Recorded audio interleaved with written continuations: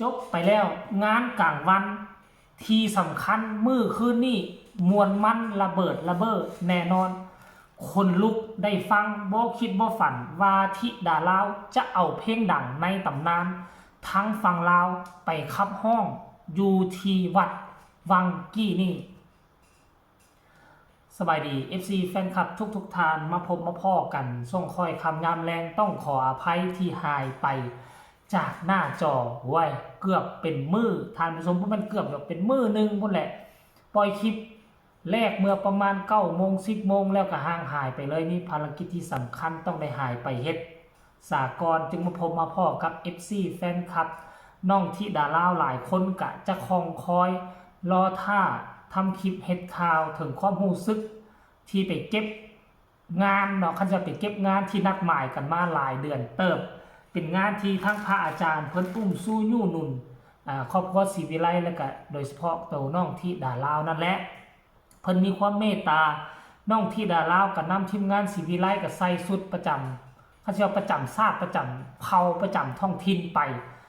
นุ่งสิ้นเบียงแพมัดสุผู้สุคนเนาะมีแต่ CPK คนเดียวแล้วบ่นุ่งสิ้นเบียงแพบ่เป็นผู้ชายเด้สำหรับ 3-4 สาวนั่นก็ใส่สุดลายเบียงแพสิ้นกับลายเกือบว่าสุดแบบเดียวกันแหละเป็นเอกลักษณ์ท่านผู้ชมอยู่ทั้งนั้นก็ให้ความสนใจหลาย FC แฟนคลับพอแม่มานั่งอยู่รอท่าห้องเพลงเรียบร้อยและถวายเสียงเรียบร้อยแล้วก็เขาเอิ้นว่าแพปัจจัยเนาะ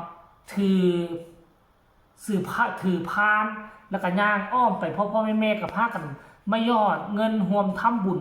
นำกันกับน้องธิดาลาวน้องธิดาลาวก็ห้องเพลงไปแต่สิ่งที่น่า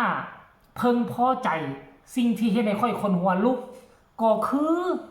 น้องธิดาลาวนำเอาเพลงดังค่อยเกิดมาก็ได้ยินเพลงนี้แล้วเพลงนี้ค่อยตามที่ค่อยประมาณ30 กว่าปีเลย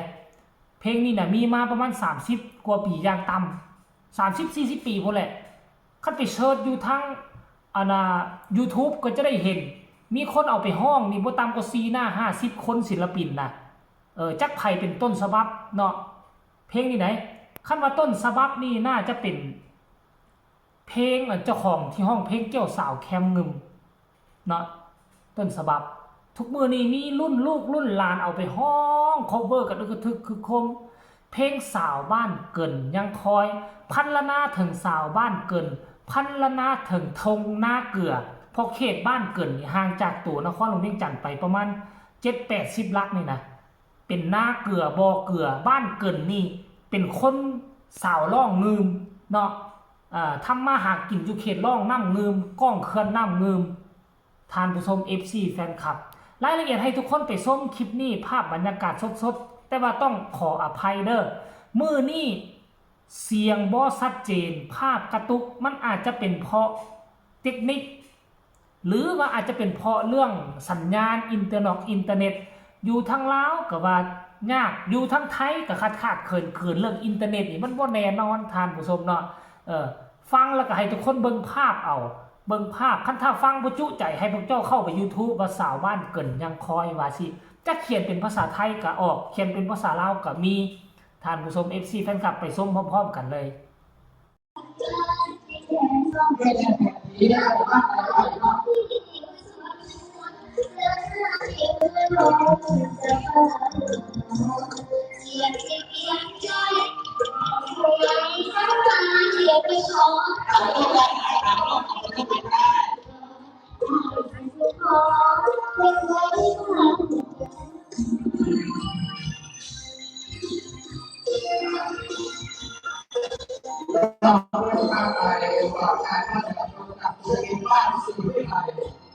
นำไปเจ้าศรีวิไลแก้เรื่องศรีวิไล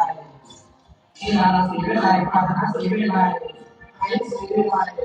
เจ้าศรีวิไลและเฮลศรีวิไลจากศรีวิไล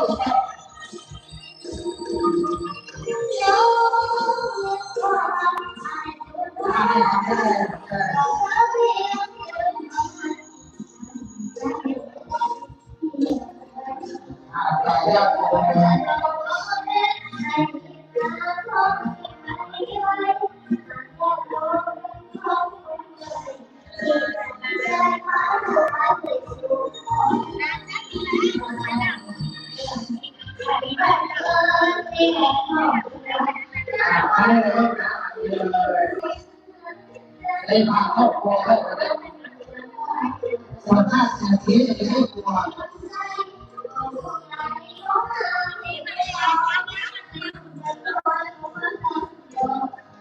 อะไรกัน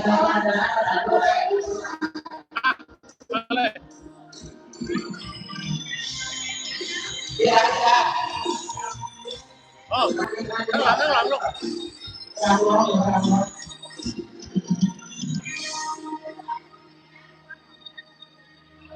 ต้องขอประทานอภัยพี่น้องหลายๆเด้อครับ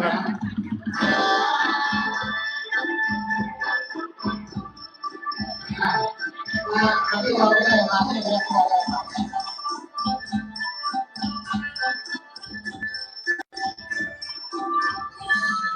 อะไรก็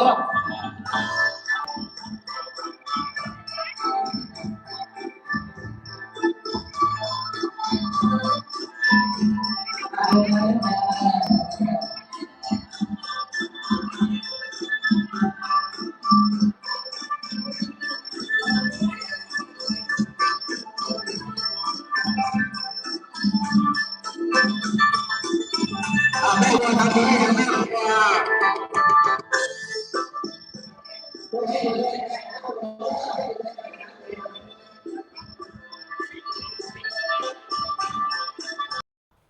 เห็นบ่ทุกคน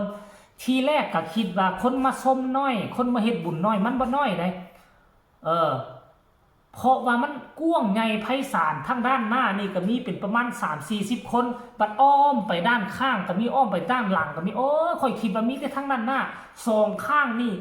มีคนมาทำบุญเต็มและทุกคนน่ะถ้ามีทีมงานสีวิไลไปที่ทางด้านหน้าแล้วก็สิกลับพระอาจารย์ห้องใส่พูนยังทั้งข้างพูนที่ดาราซั่นอ้อมไปทางข้างกันยังหลายคนป้าเท่าทุกคนหลายคนก็สิงงเด้ป้าเพลงนี้มาแต่ไสบ่เคยได้ยินแล้วเด็กศิลปินนักห้องใส่นุ่งผ้าสิ้นมาใส่เก้าผมเบียงแพมาแล้วก็ห้องเพลงที่เฮาบ่เคยได้ยินอีกสาวบ้านเกินยังคอยอีกบัดเนี่ยเพลงมาแต่ใส่เพลงประเทศไหนเนาะจะกลายเป็นจุดเด่นทันทีท่านผู้ชมค่อยจึงบอกว่าคันจะไปเฮ็ดแบบสไตล์แบบคือทางฝั่งไทยก็เจ้าเฮ็ดอาจจะกินเขาบ่ลงอาจจะสู้เขาบ่ลงคือหลายคนหน้าตาดีมีความสามารถกว่านี้ก็หลายอยู่ทางฝั่งไทยน่ะในรูปแบบหมอลอกหมอลำได้เพราะฉะนั้นน่ะเฮาลองเอาประเพณีวัฒนธรรมลองไปตีตลาดมึงเอาของแปลกไปสู้เขาเบิ่งอาจจะโด่งดังแล้วก็แซงไปขั้วพื้นที่เนาะไปญาติพื้นที่ไปครองพื้นที่ทางการตลาดได้อันนี้คือพอผู้ศรีวิไลก็คือสมองนี่บ่ธรรมดาท่านผู้ชมอยากค้นเอาเอกลักษณ์ความเป็นฟังซ้ายเอาไปตีตลาดเพราะเขาเข้าใจอยู่แล้วแหละความสามารถของเด็กน้อยไทยนี่บ่ธรรมดาอยู่แล้วเก่งกล้าสามารถคันเฮาสิเอาไปแนวนั้นไปลุ่มๆดอนๆไปแทงทะลุสู้กับเขานี่อาจจะยากเพราะฉะนั้นก็ถือว่าดีเก้าผมเบียงแพนุ่งสิ้นไปมันก็หักเป็นเอกลักษณ์อย่างหนึ่งได้ทานผู้ชมเอาก็ให้กับทีมงานบ้านศรีวิไลสู้ๆกันแล้วกันเพราะว่าจะเฮ็ดแนวใดค่อยก็พร้อมที่จะสนับสนุนเนาะพร้อมที่จะเฮ็ดคลิปเฮ็ดข่าวให้เนาะการตัดสินใจของพ่อผู้แม่เพิ่งเฮ็ดแนวใดก็แล้วแต่เฮาก็เป็นเพียงคนนอกอาจจะประกอบคำคิดคำเห็นไปอันใดดีก็เอาอันใดบ่ดีก็บ่ต้องเอาไปใส่ใจก็แล้วเด้อทีมงานบ้านศรีวิไลเนาะสำหรับคลิปนี้ก็น่าจะฝากฝังเอาไว้ซ้ำนี้เดี๋ยวพอกันใหม่ในคลิปหน้าสนุกแน่นอนสบายดี